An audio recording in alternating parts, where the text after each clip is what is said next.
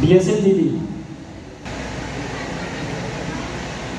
इन्हीं के बीच में जब शूद्र विप्लव होगा, शूद्र विप्लव के लिए लोगों को प्रशिक्षित करना है, लोगों को ट्रेंड करना है, शोषित जनता को बताना है कि तुम्हारा शोषण कौन कर रहा है, कैसे कर रहा है, इसको कैसे दूर। सेक्टर बोलते हैं 27-28% है। रेस्ट जो सर्विस सेक्टर है, जिसको सेवा क्षेत्र बोलते हैं या बाजार बोलते हैं, रेस्ट उसका 57। जो भी इनके पास नॉलेज है उसको इन्होंने बिल्कुल संक्षिप्त तरीके से बताया कि किस तरीके से सोसाइटी में पहले थीसिस आता है, फिर एंटी थीसिस आता है, दोनों का टकराव होगा तो सिंथेसिस बनेगा, कुछ क्रिएशन होगी। तो वैसे ही कुछ लॉ ऑफ नेचर है कि एक विचारधारा आएगी, दूसरी आएगी, ज़रूरी नहीं है कि दोनों एक दूसरे के साथ इनकॉर्पोरेशन दोनों का हो सकता है दोनों को आपस में सम्मिलित होकर कुछ तीसरा निकले। तो this is basically the law of nature, ऐसा हम कह सकते हैं। तो कोई भी चीज़ जो टाइम, पर्सन और प्लेस के अकॉर्डिंग अपने आप को चेंज ना करे तो वो चीज़ ज़्यादा देर टिकती नहीं। तो इसीलिए कोई भी चीज़ है उसको टाइम, पर्सन और प्लेस के अकॉर्डिंग चेंज होना ही पड़ेगा। मुझे लगता है इतना आसान नहीं है उसको आदेश देना, बहुत मुश्किल काम है। तो ये सारा का सारा परिवर्तन समय के साथ हुआ है और आने वाली पीढ़ियों के लिए और भी मुश्किल है। तो ये सिद्धांत है, इसके जितने भी पहलू हैं वो अपने आप में एक चीज़ बताते हैं कि समाज में बेहतर करने के लिए, बेहतर समाज के निर्माण के लिए, आदर्श समाज के निर्माण के लिए ज़रूरी है कि एकाधिकार जो है वो समाज में ना हो, एकाधिकार को ख़त्म किया जाए, सामाजिक और आर्थिक समानता हो, चाहे वो शैक्षिक तौर पर हो, चाहे वो तकनीकी तौर पर हो। नवाचार यानी कि नई तकनीक आए, उसी के माध्यम से हम समाज में आत्मनिर्भरता ला पाएंगे और जिसका जो हक है उसे मिले, जिसका जो हक है उसको वो मिले। ऐसा ना हो कि किसी को कुछ ना मिले और किसी को सब कुछ मिले।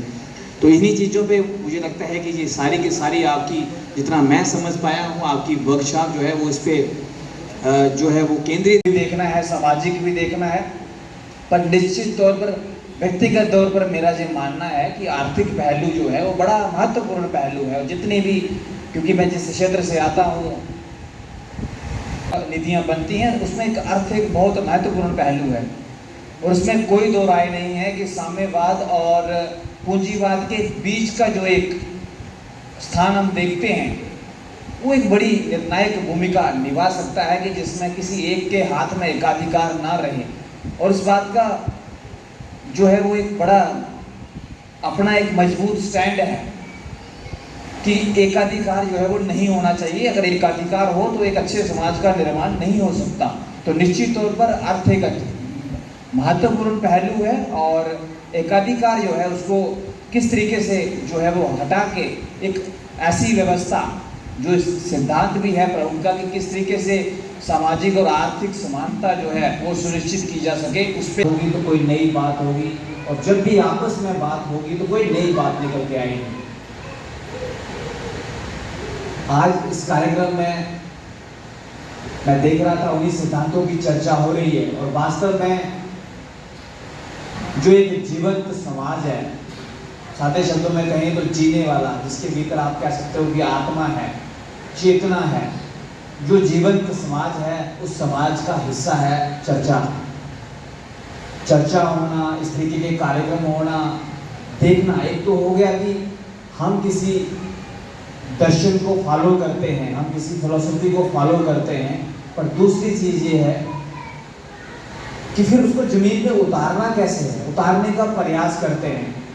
तो मेरा ये व्यक्तिगत तौर पर मानना रहा है और जिस तरीके से मैं सुन रहा था, अपने सहयोगी जो वक्ता हैं, हमसे बड़े हैं, अनुभवी हैं, तो इसी बात पे बात कर रहे थे कि जिस चीज़ के लिए हम आए हैं या जिस बात पे हम मंथन कर रहे हैं उसको जमीन पे उतारना कैसे है, तो ये बहुत बड़ी बात है।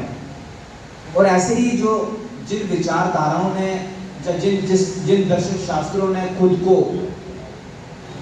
जमीन पे कैसे उतारना है उसका रास्ता भी बताया, जहाँ उसको मानने वालों ने उस रास्ते को खोजा, तो उस दर्शन शास्त्रों ने, उन दर्शन शास्त्रों ने दुनिया को बहुत कुछ दिया। हो नहीं सकता। तो जो नवाचार जोड़ा गया है, जो नवाचार इस सिद्धांत का हिस्सा है, भाग है, तो मुझे लगता है कि वो बड़ी एक अपना एक महत्वपूर्ण स्थान इसमें रखता है।